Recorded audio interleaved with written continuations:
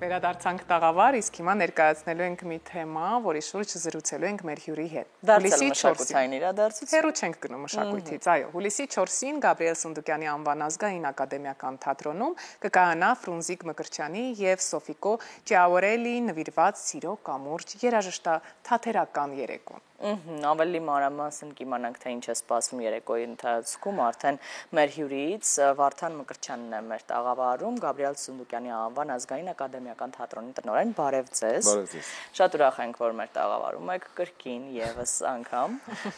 Ինչ է սպասվում եւ ինչպես ստացվեց նախ այս համագործակցությունը հայ-վրացական համագործակցություն է լինելու այդ օրը։ Նախ շնորհակալ եմ այս հնարավորության համար եւ շնորհակալ եմ, որ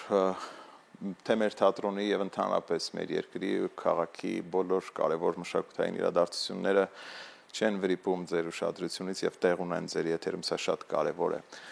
Չեմ հոգնելու ասել, որ լավ երևույթների մասին պիտի շարունակենք շատ խոսել։ Ամեն անգամ կրկնում եք, բայց այո։ Մենք համաձայն ենք։ Կամ բաներ, որ պիտի շատ կրկնենք, որ դա դառնա բնավորություն։ Որպես խոսքից նախաբան կուզեի ասել հետեւյալը, որ գիտեք, կան պատմության մեջ հատուկենտ արտիստներ, հատուկենտ երևույթներ, որոնց փայլը, հմայքը, որոնց արժեքը ժամանակի եւ տարածության մեջ չեն կորցնում իրենց ուժը։ Չեն կորցնում իրենց ուժը ոչ միայն իրենց երկրի սահմաններում, այլ ընդհանրապես։ Ես կարծում եմ, որ շատերը ինձ հետ համաձայն կլինեն, որ Ֆրունզիկ Մկրտչյանը այդ երևույթն է, նորից եմ կրկնում ոչ միայն մեզ համար։ Եվ ուրեմն օրերից մի օր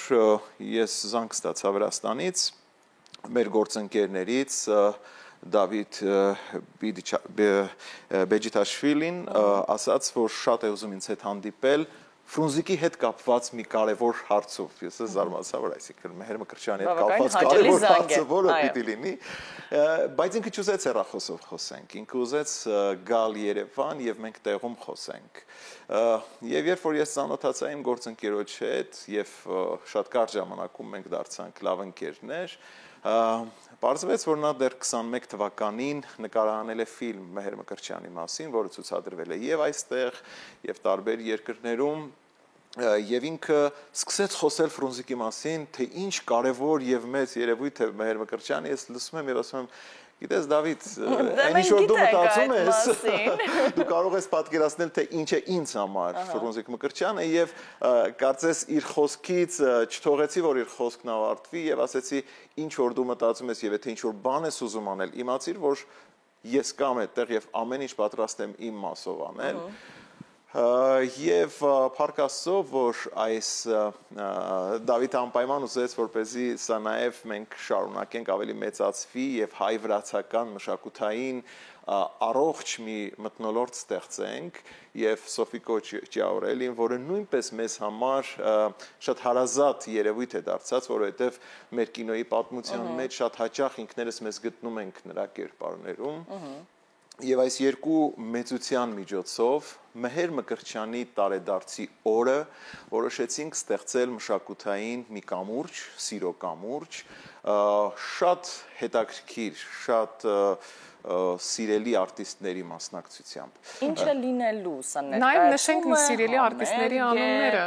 Այո, պետք է հասկանալ համերգ է, ձևաչափը, ներկայացումը, ինչ է սպասվում։ Ինքը եթե փորձեմ բավական համառոտ լինել, լինելու է շատ էմոցիոնալ մի երեկո, առավելապես շեշտադրում է երաժշտական հիմքի վրա, Թամարա Գվերձիթելի ներկայությամբ, Թատերական Քարյակի ներկայությամբ, Դավիթ Մազանաշվիլի բենդի ներկայությամբ, լինելու են հուշ այսպես պատկերներ երկու այս մեծությունների մասնակցությամբ, լինելու է Թբիլիսի Պետրոս Ադամյանի թատրոնը, լինելու են մեր արտիստներից Արմեն Մարուսյանը, մի խոսքով երաժշտական, թատերական, գրական, այսպես մի շատ հետաքրքիր, տեսավիզուալ, այո, եւ որ ամենակարևորն է շատ էմոցիոնալ մի երեկո է լինելու։ Եվ այս գաղափարով Փառք Աստծո, որ մենք չենք կարող իհարկե այս անուններին այդպես միանգամից եւ արագ բերել Երևան, բայց այս նախաձեռնությունը սկսեց շատ արագ իր ընկերները ձևավորել, թե Թբիլիսի քաղաքապետարանի տեսքով, թե Վրաստանի մշակույթի նախարարության տեսքով, թե մեր կրթության, գիտության, կրթության, գիտության, մշակույթի եւ սպորտի նախարարության դեմքով, նաեւ մեզ միացավ իհարկե Հայաստանի կինոյի հիմնադրամը, մենք, Թիֆլիսը եւ մի խոսքով կարողացանք բոլոր կողմերը այս անունները, ովքեր որ լսում են, ոչ մեկի մոտ շատ հետաքրքիր բան է։ Երկրորդ հարցը չի առաջանում։ Ինչ կարող եմ ես անել, սա է առաջին բանը, որ գայսը ինչ կարող եմ ես անել։ Երևի թե սա նաև ձևակերպում է դուրս բերում, թե ինչպես պետք է ապրել, որ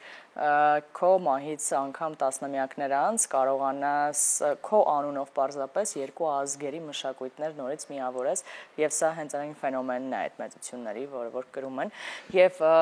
այս համագործակցությունը, որը որ կոչվում է Սիրո կամուրջ, հուլիսի 4-ին կլինի Սունդուկյանի անվան ակադեմիական ազգային ակադեմիական թատրոնի բեմում, ինչպես կարող են ներկա գտնվել բոլոր նրանք, ովքեր որ ուզում են այս ամենին ականատեսել։ Գիտեք, շատ քիչ թվով տոմսեր դեռ առկա են եւ մենք քանի որ այս նախագծի փիլիսոփայությունը ոչ թե շահույթ ունենալն է, ընդհանրապես շահույթի մասին խոսք լինել չի կարող, այլ հասանելի լինելը, ես կարող եմ վստահաբար ձեր եթերից ասել, որ այն հասանելի է յուրաքանչյուր մարդու։ Բավական այս հարցով մենք կարողացել ենք մեր մեջ ուժ գտնել եւ նեղության մեծ բաժինը մեզ վրա վերցնել, որպեսզի այն մարդիկ, որովհետև գիտենք եւ արձագանքը շատ մեծ է, թե այս երկու անունները որչափ սիրելի են եւ ինչքան մարդ է ուզում այդ օրը ներկա լինել, բայց դեռ որոշ քանակով տոմսեր առկա են, այնպես որ ցանկացողները կարող են թե թատրոնի տոմսարկղից, թե տոմսարկղ.am-ից օգտվել եւ իրենց տեղը ունենալ։ Եվ այստեղ շատ կարեւոր է, որ գիտեք, մենք հաճախ մեր շուրջ ապրող մարդկանց, մեր հարևաններին կարծես մի քիչ հեռու ենք թողնում եւ այդ շփումները, այս մշակութային դիվանագիտություն, այս փափուկ ուժի կիրառումը նաեւ միմյանց նկատմամբ կարծում եմ շատ կարեւոր է։ Շատ կարևոր է, որովհետև ես երբեք չեմ հոգնում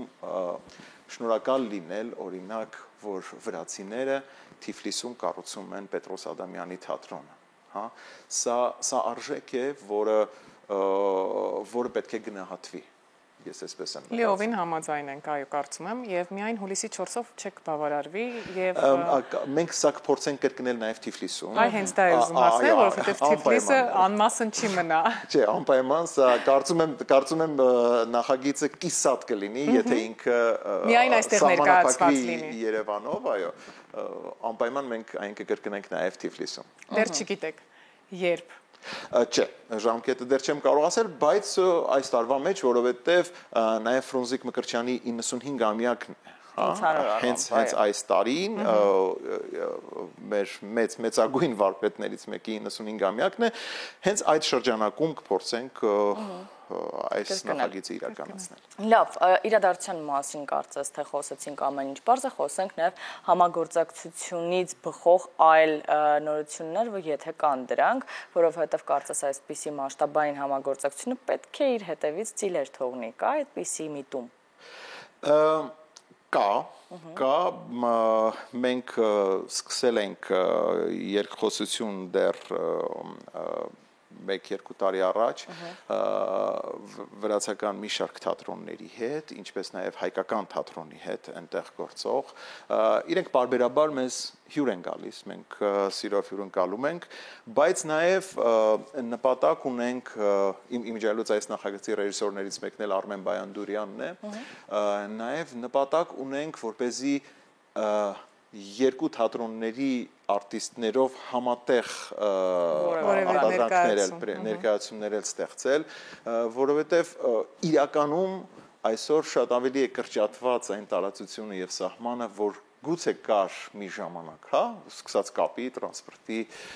հետ կապված եւ կարող ենք այսօր մեր արտիստները կարող են իրենց թույլ տալ գնալ Թիֆլիս, ներկայացում խաղալ, հետ գալ եւ հակառակը, եւ այս շփումները պիտի օրեցօր ավելի հզորացնենք եւ սրանից բացի նաեւ թատրոնը կողմ է իր փիլիսոփայությամբ համագործակցությունների տարբեր ձևաչափերին եւ մենք կարծում եմ մեր հաջորդ նախագիծը որ հայտարարենք, որը դարձյալ շատ շուտով է, հուլիսի 10-ին ենք դա սպասում, նույնպես համագործակցության արդյունք է։ Չեք ուզում բարձրաձայնել, բացել փակագծերը հուլիսի 10-ին ինչ է սպասվում։ Քիչ է մնացել է ախր։ Ես կարծում եմ դա առանձին եթերի իրավունք ունեցող նախագիծ է։ Առանձին թեմա է։ Շատ լավ, մենք այդ դեպքում ձեզ կսպասենք առանձին այդ առիթով, այս իրադարձությանը առաջիկա սպասող հաջողություններ ենք մաղթում եւ վստահ ենք, որ դեռ տարվա ընթացքում նորությունները անպակաս կլինեն ձեր թատրոնից։ Հաջողություններ այդ ճանապարհին։ Ես էլ եմ շնորհակալ եւ սիրով կսպասենք ձեզ։ Իսկ մենք սիրելի հեռուստադիտողներ այս պահին եւս մեկ անգամ պետք է դադար վերցնենք երաժշտությամբ։